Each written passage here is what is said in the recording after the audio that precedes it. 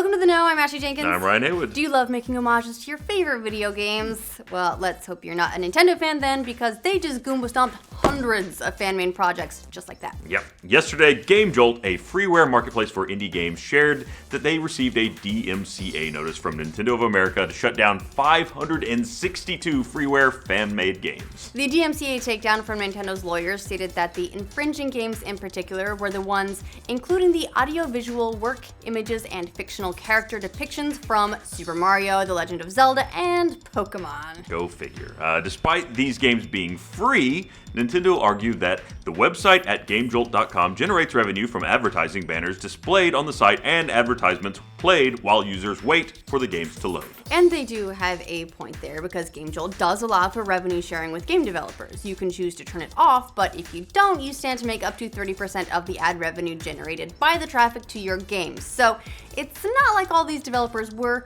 exactly innocent in their use of Nintendo IP. They were profiting from it to some degree.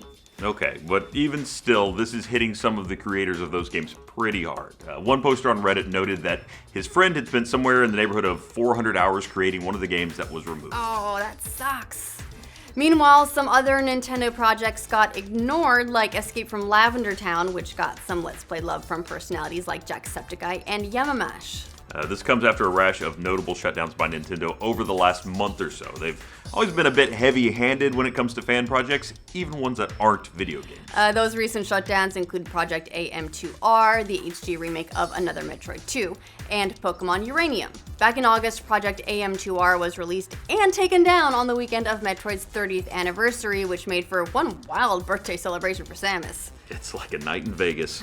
Nintendo later celebrated by releasing their own shitty Metroid game that nobody wants. Just a couple of weeks later, Pokemon Uranium launched after 9 years of development. In the brief window before its own DMCA-ification, it managed to pull down 1.5 million downloads. Now, that's got a huge user base, and the developer said that they'll continue to support the game through updates for those people who already got it. Oh, and he also kind of just went shrug.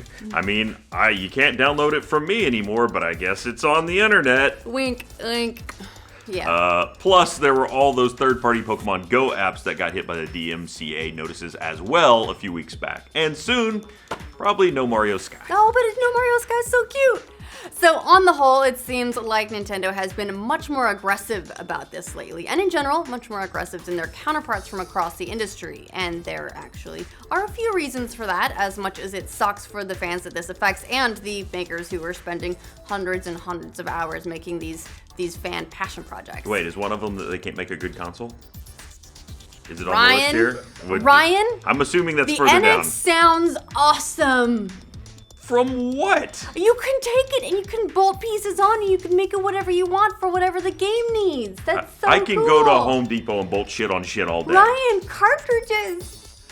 First, the nature of trademarks mean they require legal defense. Trademarks are a big deal, to be fair. So if you let someone crap all over your brand and dilute the power of the trademark, you can actually lose it. According to the International Trademark Association, in some countries it is possible to lose rights in a mark by allowing third parties to use the mark without controlling how it is used. This can include failing to control the nature and quality of the goods and/or services offered under the mark by the third party. So, if Nintendo or other game companies let every single fan project that could be confused for their own run wild, they could actually stand to lose them. And for Nintendo, that's basically not an option because, let's be honest, first party's all they got. That's what they have. The nature of Nintendo's business means their trademarks are way more important than almost anyone else in the industry, because Nintendo's major value lies in their IP rather than their hardware. We saw how the buggy launch of a barely working Pokemon Go game still made tons of money in its first couple of months, powered by the Pokemon name alone. I mean, they had projects out before, but they didn't get nearly the traction that Pokemon did because of the brand. Just say Pokemon, it's billions of dollars. Pokemon. Okay, well, not for us. Oh. If you say it, then we get a DMCA. Don't do it. Son of a... Now, that doesn't mean that gives companies the rights to needlessly put everybody on blast, like we've seen with certain trademarks. Looking at you, Sky. Yeah, that one was a little bit overboard, if you ask me. Stink eye for you. But I'm not a lawyer. It does, however, put the onus on Nintendo to make sure that they've done their homework, legally speaking. Another reason that Nintendo goes after fan projects harder than pretty much anyone else is due to the nature of Nintendo's games and their history. Because they still make games that look classic, it's actually much easier to confuse a fan project with something Nintendo is currently doing or has done in the past. That's much different from, say, Sony or Microsoft, who are dealing with much more recent IPs. With them, fan work tends to go retro, like 2D Halo or maybe an 8-bit God of War. It's much harder to confuse those with their real counterparts. Lastly, Nintendo could be going aggressive on DMCA notices because of their unknown future plans. We saw this earlier this year when they hit the fan-made Star Fox animated series with legal measures, and then announced their own animated work to coincide with the release of Star Fox Zero. So basically, they just wait and see what the fans do and go, that's a great idea. We're making that. Maybe you guys could be helping Nintendo out with all your hard work. They could use some ideas. Fortunately, they still let the animator continue to work on his own show.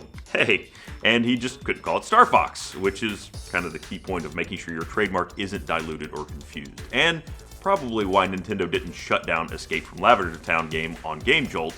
It didn't have Pokemon in the title. Judging by rumors of the early NX launch lineup, Nintendo is about to go blitz on every IP they've got to make sure the new console is a success in its early days. So it does stand to reason that they're clearing the ground now in anticipation of that.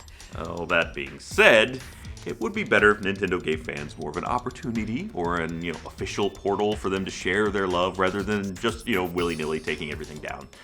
People worked hard on that. Come on, give them a little credit. A little bit of credit. Mario Maker has been one outlet for fans to contribute, and they could certainly use a few more though. They could also use online support for the 3DS version. Just saying. The bottom line, if you lovingly put your time into something and you don't want it to get taken down, don't borrow from someone else's IP, because this is always a possibility. Just change a couple of details. It's totally possible to do an homage. It's very clearly a reference to something, just not the thing.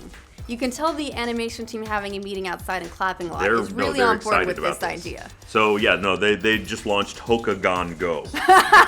They're very excited about it. Coming soon from Rooster Teeth. Not derivative at all. By the way though, if you're going to make an entire game out of it, make maybe a level, maybe a proof of concept, and then use it to point to your real project that you really spend all your time on, so you don't get confused with actual IPs. Yeah, or just go full illegal and hope no one catches you.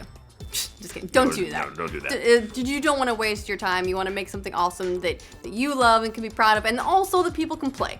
What do you guys think of Nintendo going nuts with DMCA takedowns? Let us know in the comments. And for future updates on the wacky world of Nintendo, like this video and subscribe to The Know. Also, so wacky! Future news on Hokagon Now. Hokagon Now. Hokagon Now, releasing in, what month is this? This is September now. Releasing in October.